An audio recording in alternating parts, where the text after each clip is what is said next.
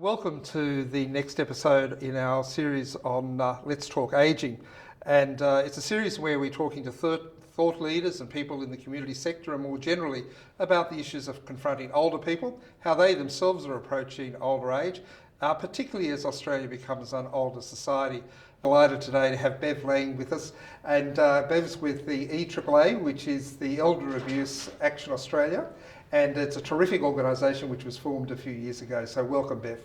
Thanks very much, Robert. Great to be here. So one of the questions we've asked in this series is how you yourself see ageing for yourself or people you know. So what sort of approach do you have as you look forward to your senior years?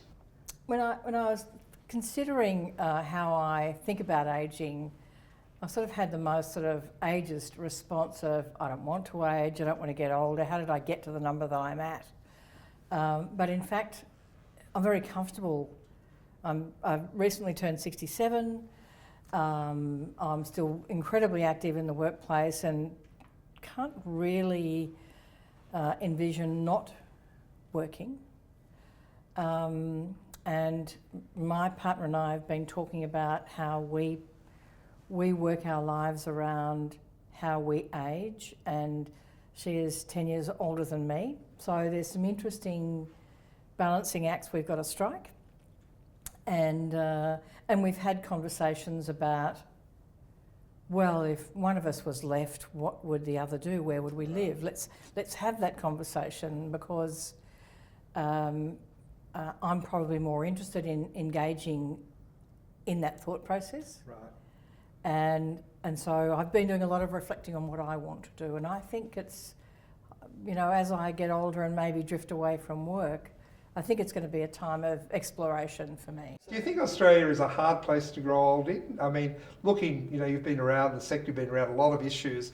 Do you think it's harder to grow older now, or do you think on the reverse, that actually it might be a little bit easier? It's interesting, because I've grown up to being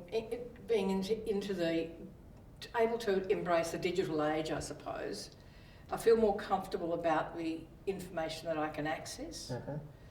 And I don't think the same would have been said of my parents Right. or earlier generations. Everything would have been paper and pen based, and Sure. and I think that the digital age makes things a lot more accessible. You can find things out quite quickly if you're literate, digitally literate, which I am. I think it's a kinder place, generally speaking, in terms of diversity. Mm. There are pockets of resistance, of course, as we know, but and I think there are lots of options available as well. So, on the balance, I think it's a good place. I don't think we're as forward-thinking as perhaps some other nations, Right. but I think it's still a great place to grow old and be around. Your organisation was established a few years ago, specifically around the issue of elder abuse in all of its different forms. And I suppose, in many senses, whilst you're right, it's a better place to be around when you're aging. The other side of that coin, of course, is there's some higher risks and there's some evidence that abuse is growing. So where do you think we're heading in terms of being able to deal with abuse, both preventing it and obviously responding to it as we become an ageing society? I think there are lots of barriers, Robert, in terms of responding to it. There's such a divergent range of views and agencies and responsibilities and laws that make addressing elder abuse more difficult.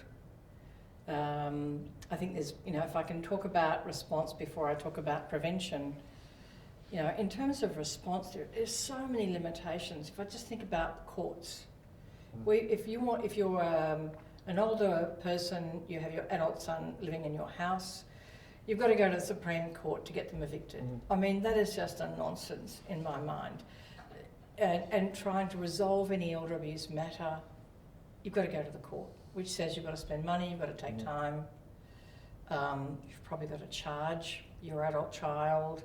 And it seems to be a very blunt instrument for a sensitive and complex issue. And I hope in the course of the next 10 years, which is the next national plan to end abuse and mistreatment of older people in Australia, we can try to tackle some of those issues. I think it's a great plan to have, and it does give us time to tackle difficult issues, or at least get some ways into it. And courts and law reform are a particularly important one, because they don't give the older person the right kind of chance or right to resolve their issues. And I think in terms of prevention, we're just not funded well enough. The parts of the sector that need to communicate messages and information and share the stories of people with lived experience of abuse, we're just not funded well enough to do the work as expansively as we think it's necessary. And I think governments, sectors, community are essentially ageist. And so we've got to push our way through that barrier as well. So I think there are some challenges, but I'm very optimistic that it's possible. So we've got ageism, we've got sexism, we've got racism, we have a lot of isms that confront our society. How do you think we best approach that issue of being ageist or ageism more generally? Do you think there's a greater awareness, firstly, that often we are unintentionally ageist in our approaches, but more importantly, some of our systems seem to me to have very strong ageist approaches in them, built in, especially health, aged care, you can go on. So do you think we're becoming more aware that this is actually an underpinning issue to so many of the problems for older people? I don't know that I don't think ageism is as well grasped by the general community as it needs to be, and certainly people in government. You and I have had a conversation before about systems design, and that systems are not designed for people who don't have good literacy levels of whatever sort. They're dense, they're complicated, they're unnecessarily... they're designed in a way to exclude people. Right. And all of our systems are moving to digital. We know that banks are closing branches, and the idea of going in and completing a paper form and getting it run through the system is almost absent now. So I think at its core we are ageist, and we do not think of ourselves sufficiently. And no, we fit the bill as well a little bit at times, of sitting in another person's shoes and seeing what their response to a system or a design or an approach needs to be. And I think that's where we've got to sort of take a step back. We're so busy trying to find solutions and pick off topics or address media issues and those kinds of things. We're not really taking enough time to consider the issues well enough. In elder abuse, much of that abuse takes place within the family, by often adult sons or daughters, sometimes intimate partners. And so in many senses, people find that a very confronting area, that how do you confront the family? I think, we would have had the same views around family and domestic violence, where it was all sort of hidden and it was domestic. Do you think we're making progress in trying to both understand the family dynamics that lead to abuse, but also being able to open up that sort of very secret and sacred space? And look, I think the prevalence study that was released in 2021 gave us some insight about the types of abuse, because it was quite different. Psychological abuse was seen to be the most prevalent type.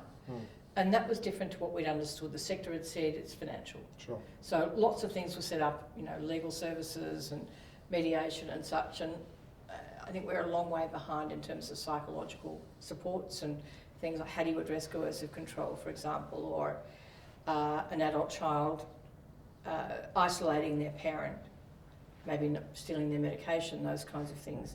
It's really hard to talk about that. It's really hard to ask a person to share their experience.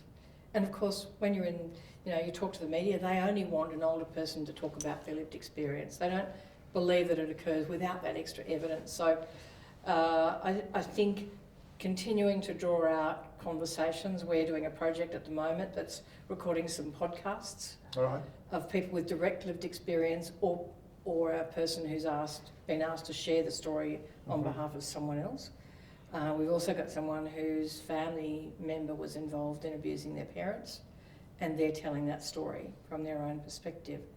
So I think we need to try and draw more of those conversations out to connect people, because elder abuse is full of shame, embarrassment. Sure. People don't want to talk about it. They don't want their son or daughter charged, or grandchild charged, or intimate partner.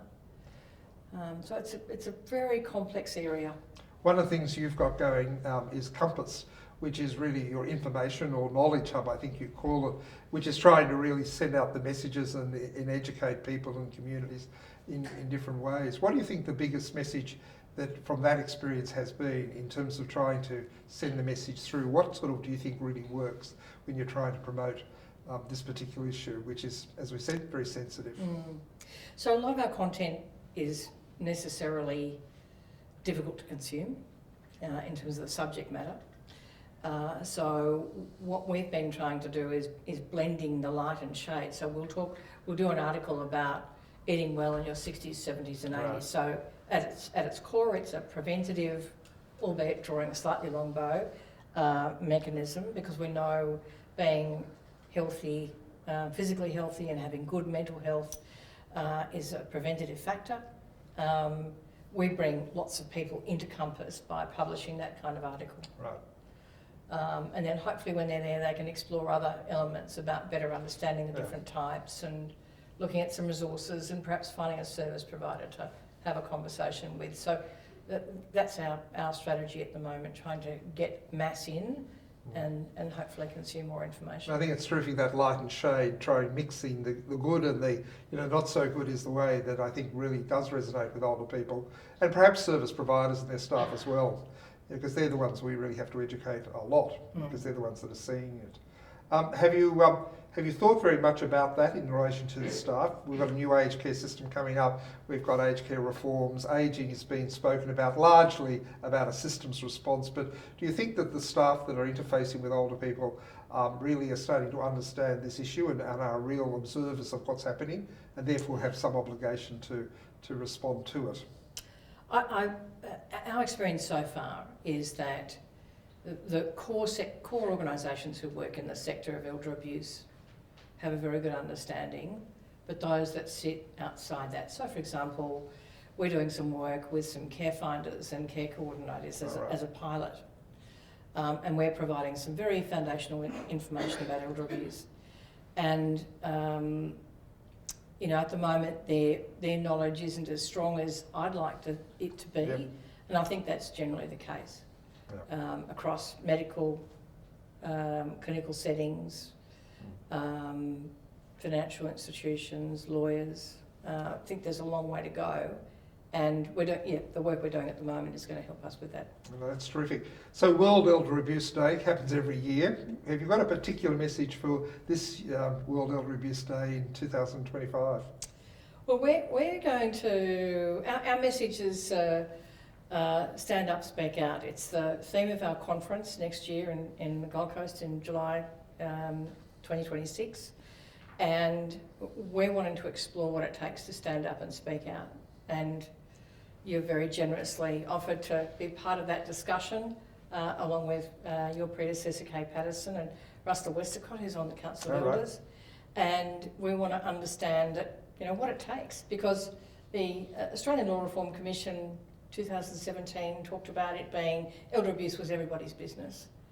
And everyone has to find their own way to speak about this and stand up and stop, call it out, and be active. Well, that's terrific. Thanks, Bev. You've certainly stood up and spoken out today, so thank you very much for that. And again, we look forward to you joining us on our next episode of Let's Talk Ageing. And as I always say, age well.